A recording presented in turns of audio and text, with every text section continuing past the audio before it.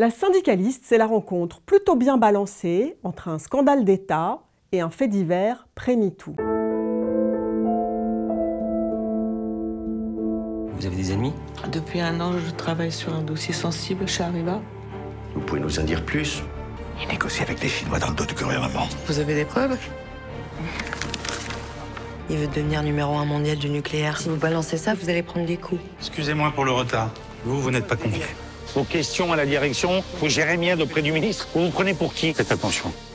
La syndicaliste est l'histoire de Maureen Kearney, une déléguée syndicale au comité de groupe de Areva, une syndicaliste qui avait été informée par un mystérieux corbeau de possibles transferts de technologie nucléaire entre la France et la Chine au détriment d'Areva et au profit d'EDF qui voulait s'implanter dans le nucléaire. Et elle a été agressée chez elle en décembre 2012.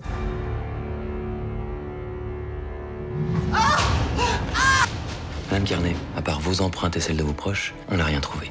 Mais j'étais violée. Vous pensez qu'elle pourrait avoir tout inventé? Moi, des agressions sans trace d'agresseur, j'en connais pas. Et la cicatrice, alors, qui me l'a faite? Le film de Jean-Paul Salomé se base sur des faits réels en prenant les vrais noms des protagonistes, que ce soit Anne Lauvergeon, Arnaud Montebourg, par exemple. Il y a des rencontres dans des lieux comme ça inattendus, des coups de fil anonymes, des menaces, des gens qui suivent en voiture, une scène de trouille dans un parking. On est vraiment là dans le thriller classique, on va dire, en tout cas le film dossier qui bâtit comme ça une atmosphère de paranoïa qui n'est pas non plus d'une tension insoutenable, on va pas se mentir. C'est une histoire complètement folle que le film raconte de manière très très rigoureuse, très presque journalistique, en s'appuyant donc sur ce livre de la journaliste Caroline Michel-Aguirre, mais avec aussi une bonne part de fiction, et c'est ce qui est très réussi dans le film de Jean-Paul Salomé, c'est-à-dire qu'on retrouve vraiment le charme et l'intérêt des films dossiers. Alors c'était un genre de cinéma très dynamique dans les années 70 en France, sous l'impulsion de Costa Gavras. C'est un film engagé, mais c'est un film qui n'oublie pas qu'il fait de la fiction et qu'il s'agit de capter l'attention du spectateur. Je n'arrêterai pas tant que j'aurai pas leur peau. T'es vraiment devenu obsessionnel. C'est chiant à la longue. Vous êtes toute seule.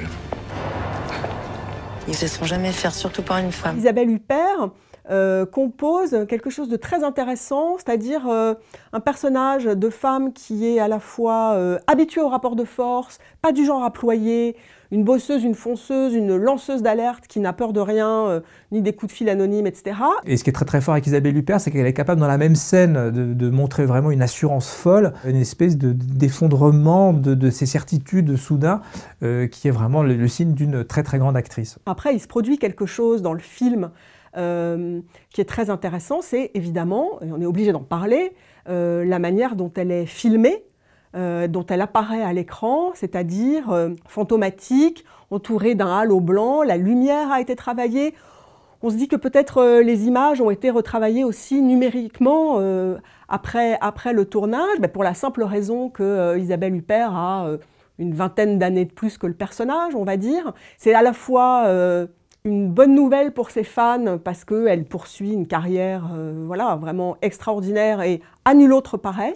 Et puis c'est à la fois une bonne nouvelle pour le féminisme parce que ça veut dire que si une femme de 70 ans peut tout jouer, eh ben, on a tourné une page pas très glorieuse de l'histoire du cinéma. Isabelle Huppert, elle compose quelque chose et elle le compose entièrement. Elle le compose avec son talent d'actrice, elle le compose avec son corps et elle le compose avec les moyens que le cinéma met aujourd'hui à sa disposition, les moyens techniques, les moyens de lumière et les moyens de retouche éventuellement. Ça crée quand même une sorte de décalage entre elle et les acteurs qui l'entourent, qui provoque une certaine fascination à l'égard de cet objet filmique pas si courant qu'est la syndicaliste.